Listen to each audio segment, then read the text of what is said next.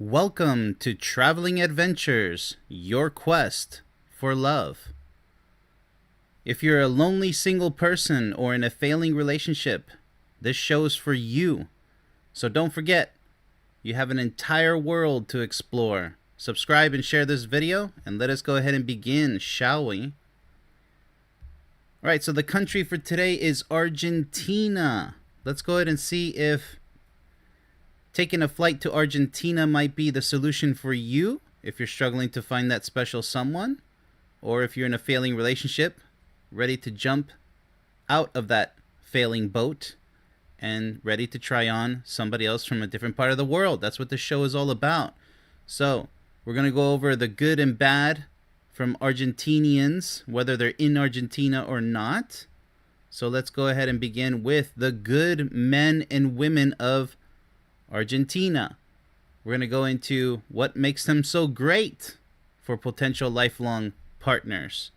All right, so always straightforward to the point, always starting on a good foot, on a good note. Let's go ahead and proceed with the good qualities. Going ahead with the Argentinian women. Sexual attitude, fiercely passionate and expressive. I like it already. Treating intimacy as an essential, dramatic dialogue of the body. Wow. All right, so right away, right off the bat, we're starting 11 out of 10.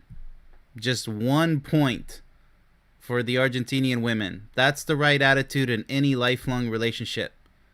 Dramatic dialogue of the body. Talk about body language on another level. Intimacy is essential, absolutely. All right, so personality. Electrically charming and witty, with a sharp sense of humor that turns life into a lively, shared performance. Yeah, you gotta have a good sense of humor and be charming and witty. Yeah, it has to be full of life. So many mediocre relationships out there. It's really sad. All right, so loyalty. Capable of a dramatic, all-consuming loyalty where you become the central character in her life story.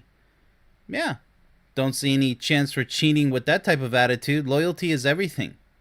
It's your honor for your relationship and to yourself. Yeah, so dramatic. I like that.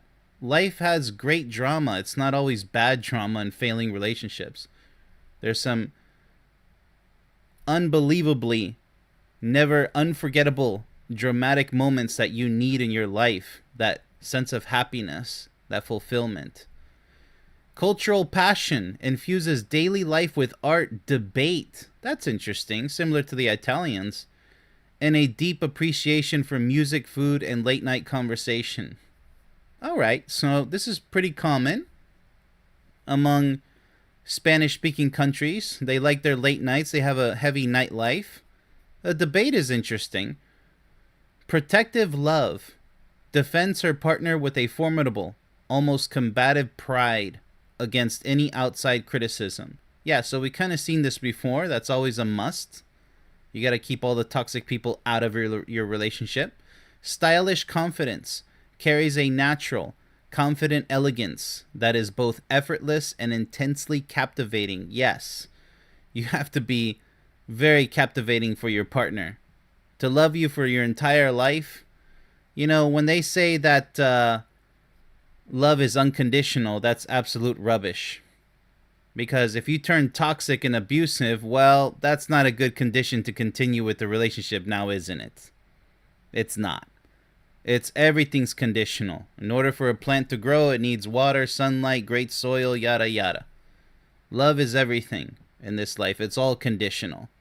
So this sounds like the great conditions here for a lifelong loving relationship right here. And a natural confident elegance. I really like that.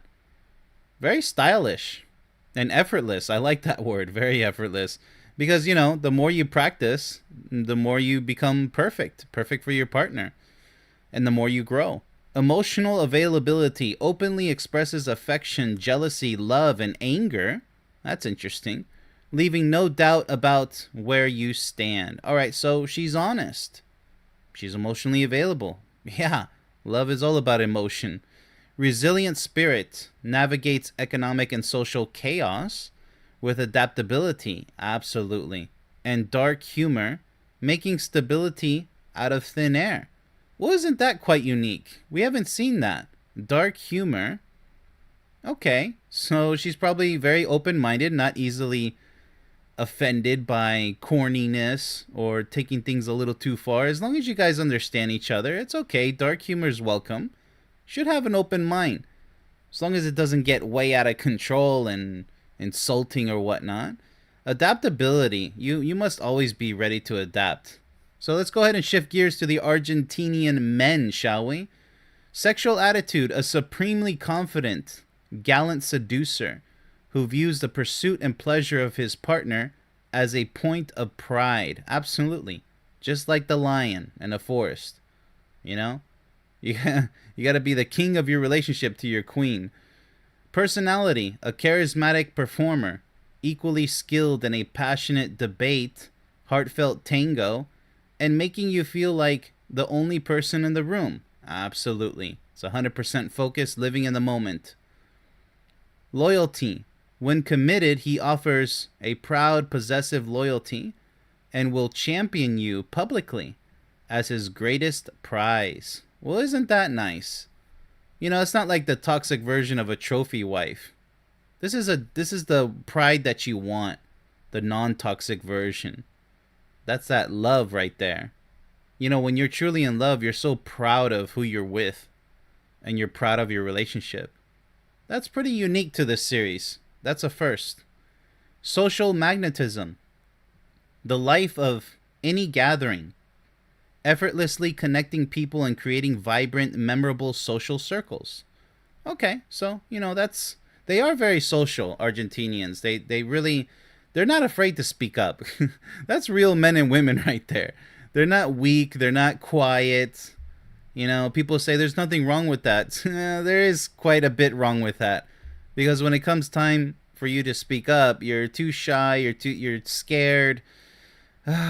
We need grown-ups in this world, okay? And enough with allowing weakness to snowball into more weakness. You know, if you don't speak up, if you're too scared, then you're not going to make it. You'll never be happy like that. All right, so yeah, social magnetism is, I like the way they put that. That's very true. Protective pride. Shields his partner with old world gallantry. And they always say chivalry is dead, yada yada. No, it'll always be there. And a ready willingness to confront any perceived slight. Absolutely. So there's your protector for you women out there. Looks like a good version of an Argentinian is what you should consider seeking. Passionate conviction, holds strong, articulate opinions on everything from politics to football. Well, they mean soccer, sports. Making life intellectually stimulating. Okay, so a wide range of conversation. Generous host, takes immense pride in sharing his culture, his table, and his time with lavish generosity. Yes, you must be generous, giving in a relationship. Relationship is just as much give as it is take. You know, because it's a pleasure to give and it's a pleasure to receive. Street smart, resourcefulness, exceptionally adept at navigating bureaucracy and crisis with cleverness and personal charm. Hey, how about that? Yeah, you got to be able to bend with the winds of change. I like that. Wow, what a great this is all of it. This is all the great qualities of Argentinian men and women. What a great start. You know, we don't have many great starts on this show, but you know, I'm talking about stellar, like just hit it out of the ballpark. This is out of the ballpark. This is a very pleasant start. I really like that. So without further ado, we do have to shift gears onto the bad men and women of Argentina, or Argentinians in general, or Argentines, if you guys want to be really formal. Yes, we're going to have to dive into the bad men and women because as great as that beginning sounds, there is unfortunately always a flip side to the coin. So with that said, Special disclaimer, the following does not apply to all men and women of Argentina. So don't get offended if you're Argentinian, if you're an Argentine, or if you know somebody who's Argentinian, yada yada. I think you guys get the point. So without further ado, let's go ahead and jump headfirst into the toxic Argentinians that you just don't want to run into or you should be very aware of. Quite a laundry list here, but we'll get through it. Starting with the Argentinian toxic women. Sexual attitude. Can use intimacy as a weapon of control, employing intense passion or punishing withdrawal to dominate the relationship's emotional landscape. All right, so weaponizing intimacy, and that's never welcome, right? Because that means you don't really love your partner, you're just playing games.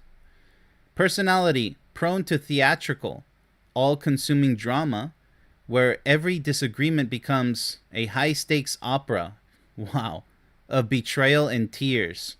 All right, so overly dramatic in a toxic sense. Nobody wants that type of drama. This is the typical drama that everybody defines drama with. There's a great positive version of drama, but there's also an equally negative one. All right, so cheating.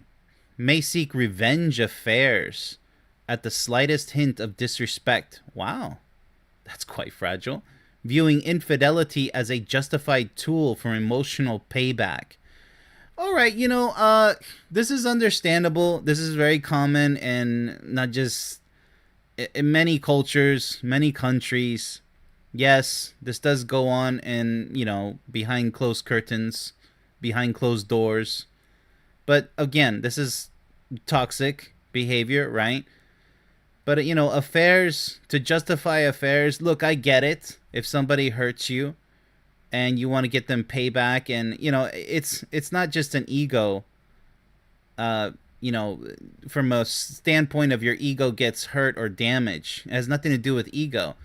I mean, you've been struck through the heart, So can I understand why people would use revenge affairs in that scenario? Yes.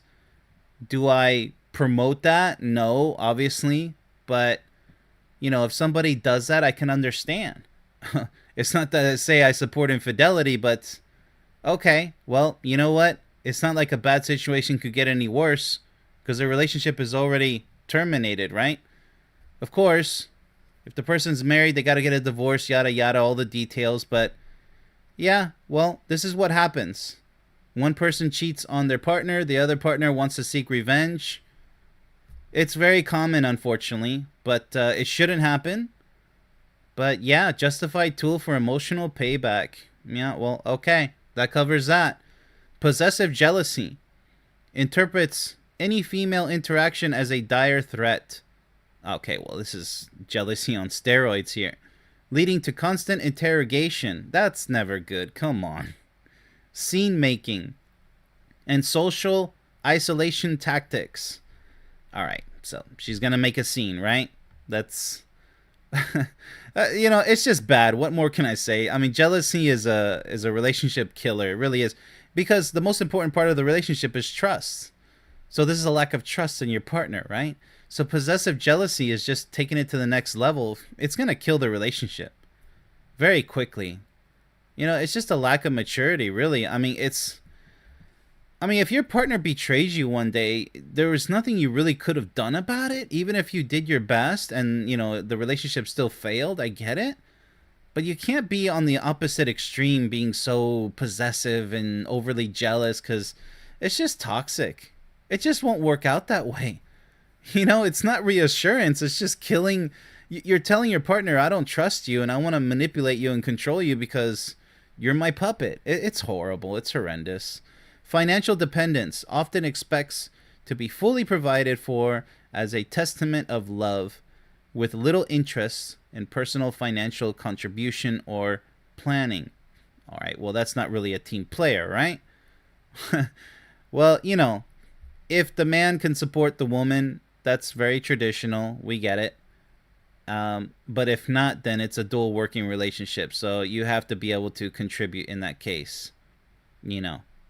There's, in order to make it, you got to be a team. Family entanglement. remains enmeshed in a dramatic family web where her mother's opinions dictate, okay, we've seen this before in other cultures, your life and resources are expected to flow to relatives. This is a no-go, okay? This is just, it's a form of financial abuse. It really is. And even if she doesn't have control over the finances, why is all of our money going to go to your family just because, right? I mean, that's more than putting it, family entanglement is putting it very lightly. Unchecked criticism freely vocalizes biting critiques about your appearance, career, and habits in public. Oh, that's public humiliation. Eroding your dignity, there it is, to elevate her own status. Who cares about the show? I mean, I'm not saying go out there in slippers and you know, just dirty clothes, but I mean, this is not what you want either, okay? Like I said before, you're nobody's puppet. You guys can talk about what to wear and what not to wear. It shouldn't be made public humiliation. This is immature behavior. Economic fantasy may harbor delusional expectations of a luxury lifestyle. Okay, this is actually pretty common in Western countries, despite local economic reality, placing impossible financial pressure on the partner. Absolutely. I mean, you know, there's spouses who say, honey, I need a new car. You know, when you have two cars. Yeah, but I just bought you one from last year or a couple of years ago. Yeah, but I want the latest model. What are we doing here? That's not economic reality, is it? You know, to lease a car instead of purchase a car. I mean, I get it. I get the advantages, but that's for the lifestyles of the rich and famous. Sure, you could be able to get away with that in a middle class scenario, but that's not the point. The point is materialism, right? Materialistic women, in particular, that's just a no-go, okay? It's not gold digging. It's just high maintenance. Gone wrong. There's nothing wrong with maintaining yourself, but you gotta be understanding. You can't just force your partner, well, you need to pay for all of this and that's final. No, this is a relationship. If we can, we could. But if I can't, then we shouldn't. Then the people get into credit card debt, arguments. It's one of the main causes for divorces and breakups is financial situations or arguments. And a lot of it has to deal with selfishness and reckless behavior. All right, so shifting gears to the toxic Argentinian men. Sexual attitude. A chronic compulsive flirt. Well, that's not good. Who views conquest as a sport. That's really not good. Similar to the Italians once again. Making trust impossible. And every social outing a threat. Well, so you can't trust him, right? Now, this is a toxic man we're dealing with here. Well, a toxic male. All right. Obviously doesn't care about establishing a meaningful relationship full of true love, right? Personality, cripplingly proud, machista. Okay, so machismo, toxic masculinity, where his ego must be constantly fed. Okay. Yeah, you know, egomaniacs. You know, it's very common. Another common one. And he cannot tolerate being wrong or outperformed. This is just being macho man all the way. It's nobody thinks you're cool. You know, it's one thing to receive compliments, but when you try to force that on people, like, I'm the best, I want to hear you say it. It's like, no, you're really not. Even if you are the best at something, like, you're just killing it. You just killed the vibes. At that point, nothing matters anymore. You know, you understand, you just killed everything. And, you know, but it's so important for their ego because they're so insecure. They just have to hear it, right? Yeah. All right. So when it comes to cheating, infidelity is often bragged about as a trophy of masculinity. Yeah, toxic masculinity. Loyalty lasts only as long as his pride is being constantly stroked. All right, so that's a combination of both 1 and 2 there. This number 3 about cheating. That's horrific. It doesn't get any worse than that. What can I say? This is worse than the Italians. This is... Wow, this is probably the worst of the entire series so far. You know? Wow, I'm speechless. We gotta move on. I mean, it already said what it has to say. That's the bottom of the barrel. You're scraping the bottom of the barrel with that. Financial irresponsibility. Spends lavishly on appearances, designer clothes, dinners out, while neglecting bills and future security. That's horrific. As if it couldn't get any worse. Living in a perpetual state of debt-fueled performance. Well, that matches, the economic fantasy of a toxic Argentinian woman, right? That's what we just read. Wow. Well, no wonder they expect to be, they have that delusional expectation of luxury lifestyles and all that. Well, because there's toxic Argentinian men with financial irresponsibility, bad spending habits, trying to live a lifestyle of the rich and famous when they clearly can't afford it. Unreliable promises. Master of the grandiose, romantic promise that is never fulfilled. Okay, well, it's the thought that counts, right? Substituting poetic declarations for concrete, responsible action. Well, you can't make promises you can't keep. At the very best, you can try your best, right? Okay, I promise to do my best. Leave it at that, right? If you're unsure if you can fulfill that promise, I mean, there's no necessary consequences to it. But, like I said, don't make promises you can't keep. Temperamental, pride, possesses a hair-triggered temper when his pride is wounded. Yeah, okay, that goes back to the ego, leading to public confrontations and disproportionate rage over minor slights. All right. So, that's very similar to the toxic Argentinian women there. They seem to share some qualities here, some negative qualities here. Avoidance of duty, expert at dodging mundane responsibilities, childcare, chores. That's horrible. That's like just a deadbeat, but at home, a domestic deadbeat. To preserve his self-image as a free-spirited lover, not a dependable partner. Who would want to be with such a partner? You can't depend on them to do simple tasks around the house? Really? Seriously? I don't think anything's worth that. Nostalgic paralysis. Lives in a romanticized past of former glories, blaming external forces for his lack of present success, and lacking any proactive drive to build a stable future. Well, I can understand that. People stuck in the past, they're afraid of the future, they don't have a lot of self-confidence. But this is like more on the quitter side. You don't have any plans. You just gave up on yourself. You've given up. I think that's what they mean here by nostalgic paralysis. And oddly enough, this is a huge problem in the United States, by the way. People are stuck in the past, and they're justifying their loser behavior by saying, well, everything's bad today, so I'm just going to pretend like it doesn't exist. They don't face their problems or their fears. They don't improve themselves. They just go back in time, and they stay back in time forever. They never mature. They never grow. They never succeed in life. They'll convince themselves that they've succeeded when they're not. So here we go with some type of parallel version here for Argentinian toxic men here. Yeah, it's kind of sort of toxic. I mean, it's toxic to yourself. It could be very sad for your partner to have to endure such a negative attitude. So absolutely, but just nowhere near as worse as the previous toxic characteristics that we've seen up above.